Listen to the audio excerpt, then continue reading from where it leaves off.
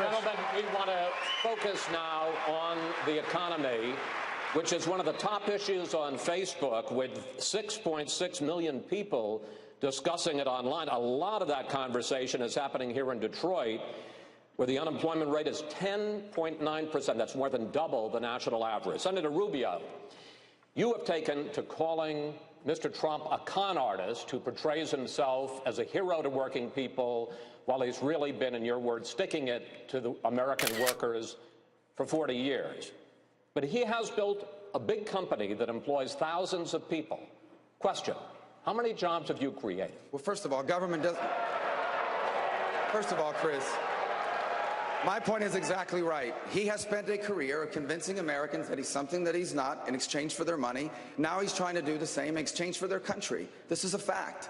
He talks about these great businesses that he's built. He inherited over $100 million. Wrong. And with that money, he lost more money than he's... Wrong. Mr. Trump, he talks about how he wants to create jobs in America. He can start tonight by announcing that all the Donald J. Trump clothing will no longer be made in China and in Mexico, but will be made here in the United States.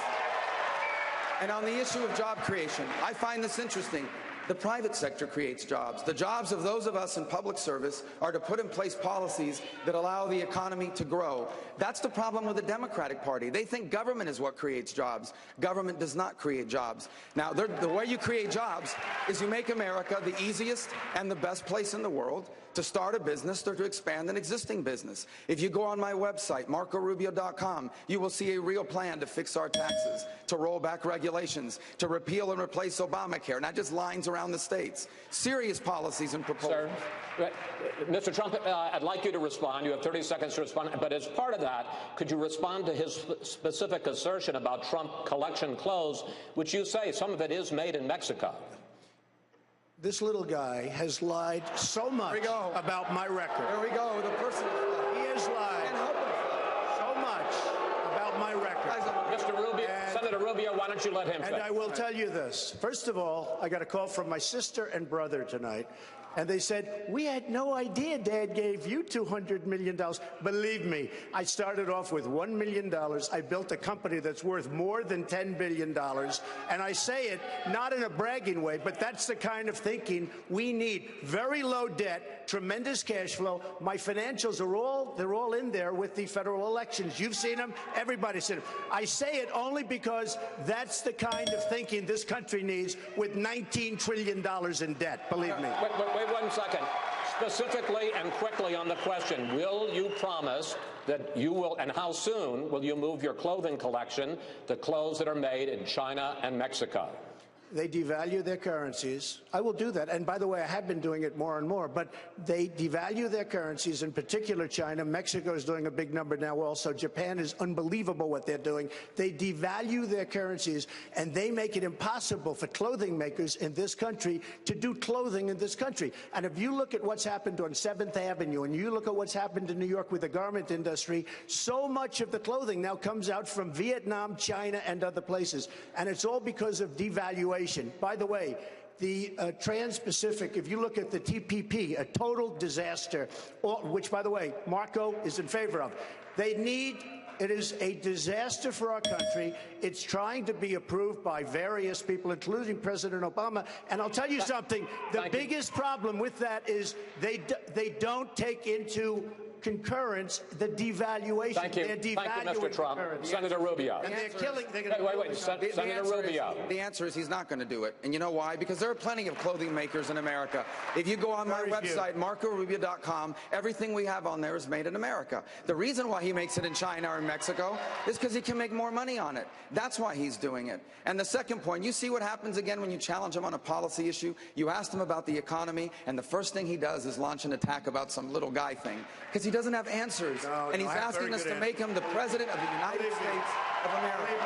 I know this is not a game. I know what's happening on the economy. You don't know it. Well, then answer the economy You haven't question. employed in your life one But he person. doesn't answer I've the employed economy tens question. of thousands of people. You've bankrupted four companies. You haven't employed one person. You ever heard of Trump Steaks? You ever heard of Trump You know what? vodka? You know what? All Take of a look these at Trump companies that Steaks. he's ruined. By the way, that's Trump the other Steaks thing. is gone. You've ruined these companies. Mitt Romney He's not came gonna up make with America things that were great. false. Totally false. And now The funny thing is, he didn't talk about the hundreds of really successful jobs, the buildings all over the world that are made a fortune. He doesn't even and one of those buildings. He doesn't talk about that. I have a policy question for you, sir. Let's see if he answers it.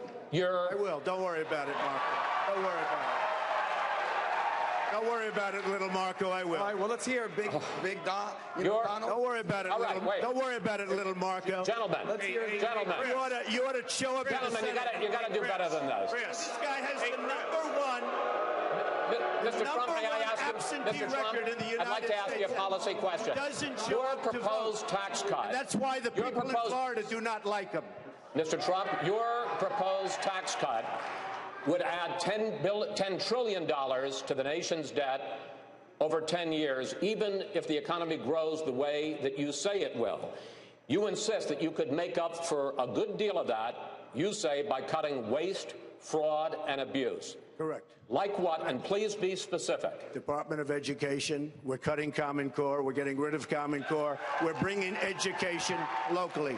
Department of Environmental Protection, we are going to get rid of it in almost every form. We're going to have little tidbits left, but we're going to take a tremendous amount out.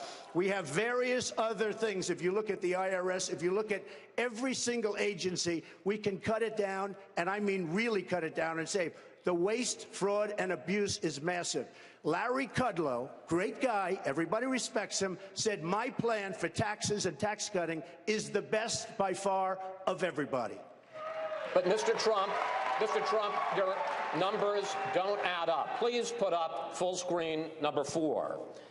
The Education Department, you talk about cutting. The total budget for the Education Department is $78 billion, and that includes Pell Grants for low-income students and aid to states for special education. I assume you wouldn't cut those things. The entire budget for the EPA, the Environmental Protection Agency, $8 billion. Okay.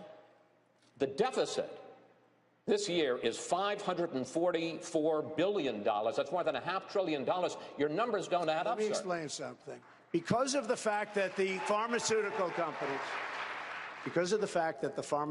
companies are not mandated to bid properly, they have hundreds of billions of dollars in waste. We don't bid properly. We don't have proper bidding procedures. The reason we don't is because they take care of all of the senators, all of the congressmen, and they don't bid. They don't go out to bid. Trump? Take a look. Excuse me. You're talking about hundreds of billions of dollars. No, you're not. If we went out to the proper bid. Of course you are. No, you're not, sir. Let's put up full screen number 2.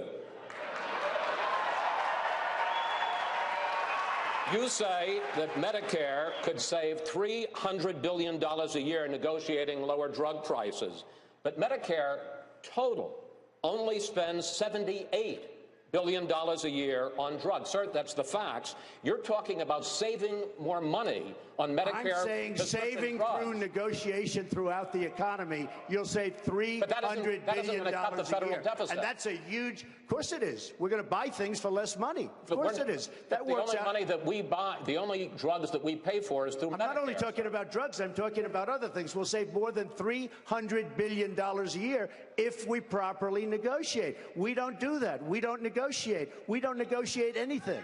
No, I promise I'll get to you in a moment, sir. Senator Cruz, one of the centerpieces of your campaign, in fact, you mentioned it again tonight, is that you will abolish the IRS. Question, though, who will collect the taxes that you're still calling for? Who will oversee to make sure that people pay the taxes that they rightfully owe? And who will check on the various tax deductions and tax credits that you still want?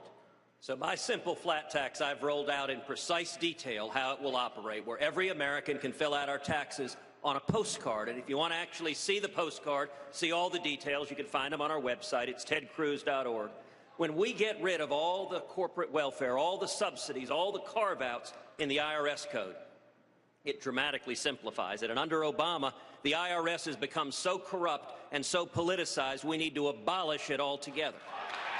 Now, at the end of that, there will still be an office in the Treasury Department to receive the postcards, but it will be dramatically simpler. And let me take a moment, Chris, to go back to this exchange that was going on in between all of the insults. Let me point out